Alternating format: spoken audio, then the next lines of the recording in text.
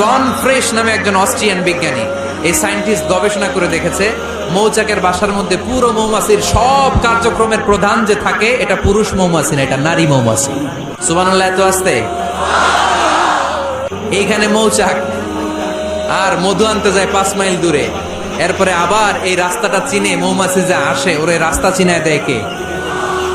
আল্লাহ secret message দিয়ে বললেন ইত্তাখিদি, ঘর বানাও। আওহা রাব্বুকা ইলান নাহলি আন ইত্তাখিদি বাইতা, উপরে ঘর বানাও, মিনাল জিবালি বুয়ুতা, পাহাড়ে বানাও, গাছের মগ ডালে বানাও, যাতে পোলাপানরা ঢিল মারতে না পারে। মধু এত ভালো কেন? এর কারণ সে ফলের রস আনে, সে ফুলের রস আনে, সে বনাজি গাছ থেকে আনে, ঔষধি গাছ থেকে আনে, হার্বাল ট্রি থেকে আনে। এজন্য মধুর চেয়ে ঔষধি গুণ সম্পন্ন কোন ন্যাচারাল লিকুইড পানীয় পৃথিবীতে আবিষ্কার হয় নাই। চিল্লায় কোন সুবহানাল্লাহ।